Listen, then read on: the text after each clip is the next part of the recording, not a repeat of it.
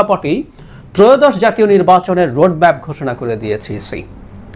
স্বাভাবিকভাবে প্রশ্ন আসে, যথেষ্ট রকম অনিশ্চয়তার মধ্যে থাকা অবস্থায় এই রোডম্যাপ আদৌ কতটুকু প্রভাব ফেলবে। এবং আরেকটা জরুরি প্রশ্ন আমি করতে চাই, সেই প্রশ্নটারই আসলে জবাব খুঁজে পেতে চাই, সেটা হলো সরকার এই অনিশ্চয়তা দূরীকরণে কি কাজ করছে।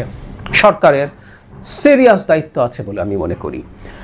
গতকাল নির্বাচন কমিশন তাদের রোডম্যাপ ঘোষণা করেছে, কয়েক দফা বলার পরও পিছিয়ে শেষ পর্যন্ত হলো। আমি খুব বেশি বিস্তারিত বলছি না, এখানে কতগুলো ল্যান্ডমার্ক, যেমন তারা দল ও অংশীজনের সাথে সংলাপ করবেন, তারপর কবে সেটা করবেন, ভোটার তালিকা হালনাগাদ কবে করবেন, নির্বাচনী আচরণবিধি, এখানে খুব বিস্তারিত ব্যাপার আছে, সেগুলো নিয়ে তারা ফাইনালাইজ করবেন।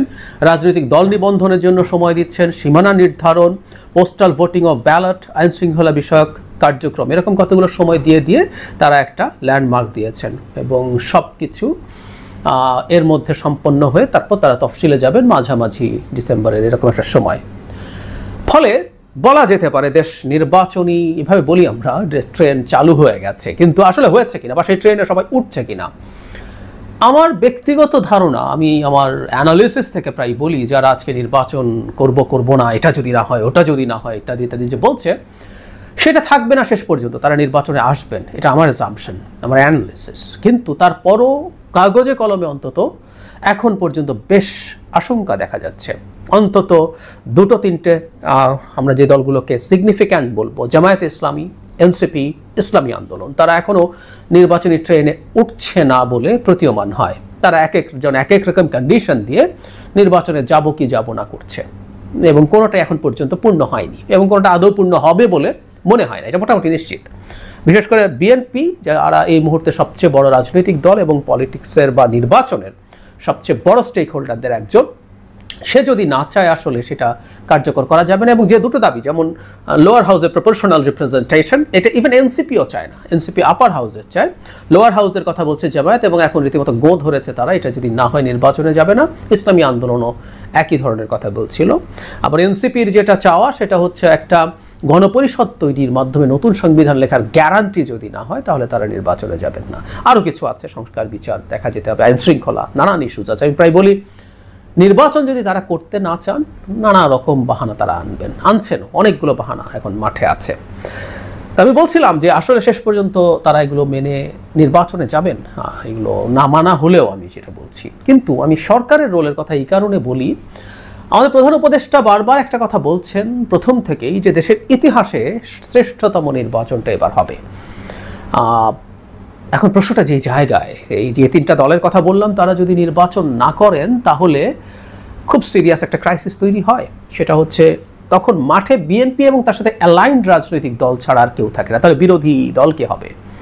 জাতীয় পার্টি আছে খানিকটা, সেটার মধ্যেও সমস্যা দেখছি আমরা, সেটা দুভাগ হয়ে গেছে, বা জাতীয় পার্টি ইটসেলফকে নিষিদ্ধ করার আলাপ এই দলগুলোই আনবে, আমি বহুবার বলছি। কারণ জাতীয় পার্টিকে যদি এলিমিনেট করে দেওয়া যায় রাজনীতির মাঠ থেকে, তাহলে আওয়ামী লীগও নাই, জাতীয় পার্টিও নাই, তারা একচ্ছত্র ক্ষমতা পেয়ে যায়, তারা নির্বাচনে যাব না এটা বলে ঠ্যাক দিয়ে দেওয়াটা তাদের জন্য সহজ হয়। বিদ্যমান প্রেক্ষাপটে সরকারকে আসলে রোল প্লে করতে হবে। এখন প্রধান উপদেষ্টা যখন বলছেন একটা শ্রেষ্ঠতম নির্বাচন তিনি দিয়ে যেতে চান, করে যেতে চান, তখন তাকে সেটা আসলে করে দেখাতে হবে। আমি স্মরণ করবো, এবং আমি প্রায় এটাকে কোট করি, তিনি ডেইলি স্টার সম্পাদক যারা মাহফুজা নামের সাথে একটা ইন্টারভিউতে স্পষ্টভাবে বলেছিলেন যে ওনারা ঠিক সরকার নন, ওনারা ফ্যাসিলিটেটর। এবং এটা সত্য যে এই সরকারটা কোনো স্পেসিফিক দলের না। আমরা এই সরকারের মধ্যে অন্তত কোনো উপদেষ্টার কারো প্রতি কিছু বায়াসের কথা আলাপ করতে পারি, স্বয়ং প্রধান উপদেষ্টার বায়াস নিয়েও আমার মন্তব্য আছে, বলেছি। কিন্তু দিনের শেষে এই সরকারকে ফ্যাসিলিটেট করতে হবে, সরকারকে আসলে দায়িত্ব নিতে হবে এই দলগুলো যেন নির্বাচনে আসে। এটার জন্য যা যা প্রয়োজন সরকারকে সেই রকম আলোচনা বা চাপ যাই বলি সেটা করতে হবে। এটা ডক্টর ইউনূসের নিজের স্বার্থেও জরুরি, আমাদের মনে থাকা দরকার, মনে রাখা দরকার। আমি এভাবেই বলছিলাম যে ঘটকের মতো ওনার দায়িত্ব হয়ে গেছে। যখন ঘটকের ঘটকালি করা বিয়েতে পাত্রপাত্রী ভালো সংসার জীবন যাপন করে, কোনো ক্রেডিট ঘটকের হয় না, কিন্তু যদি সমস্যা হয় সবাই ঘটক বেটাকে খুঁজে বের করে। সো ডক্টর ইউনূসের রোল এরকম হয়ে গেছে। দেশ খুব ভালো চললেও আসলে ওই যে বলেছি প্রায় এভাবে বলতো, ডক্টর ইউনূস তো দেশ ভালো চালাবেনি, ভালো নির্বাচন তো দেবেনি, কিন্তু যদি উনি খারাপ করেন ওনার মারাত্মক সুনামের ক্ষতি হবে। দেশের এই টার্ময়েলের টাইমে তিনি দায়িত্ব নিয়েছেন এবং উনি অনেক জায়গায় অনেক ব্যর্থ হয়েছেন। ওনার এখন সর্বশেষ পরীক্ষা যেটা, সেটা যদি উনি করে যেতে পারেন, তাও মোটা দাগে ওনার মানসম্মান রক্ষা হবে, সেটা হচ্ছে উনি একটা ভালো নির্বাচনের মাধ্যমে সবার অংশগ্রহণে, মানে আওয়ামী লীগ বাদ দিয়ে সবার অংশগ্রহণের মাধ্যমে একটা নির্বাচন করে একটা গণতান্ত্রিক সরকারের হাতে যদি ক্ষমতা দিয়ে যেতে চান, তাহলে ওনার লিস্ট উনি মোটামুটি সন্তোষজনক। আমি আবারও বলি, ওনার যে স্টেচার, ওনার যে নাম সুনাম, তার উপরে ভিত্তি করে আমাদের যে এক্সপেকটেশন, সেটার তুলনায় উনি আসলে তেমন কিছুই আমাদের সামনে দিতে পারেননি, করতে পারেননি, এটা সত্য। কিন্তু এটুকুও করে যেতে, ইটস দ্য বেয়ার মিনিমাম। এটা না হলে কিন্তু শুধু ওনার সুনামের প্রশ্ন না, আমাদের দেশ একটা ডিজাস্টারের মধ্যে ঢুকে যাবে। এই নির্বাচন নিয়ে যদি অনিশ্চয়তা তৈরি হয়, ফেব্রুয়ারিতে যদি একটা ভালো নির্বাচন না হয় এবং তার মাধ্যমে একটা গণতান্ত্রিক সরকারের হাতে যদি ক্ষমতা হস্তান্তরিত না হয়, তাহলে আসলে ডিজাস্টার হবে। সুতরাং সরকারকেও খুব সিরিয়াস দায়িত্ব নিতে হবে ফ্যাসিলিটেটরের ভূমিকায়, যাতে সবগুলো দল, শেখ হাসিনার বিরুদ্ধে লড়াই করা সবগুলো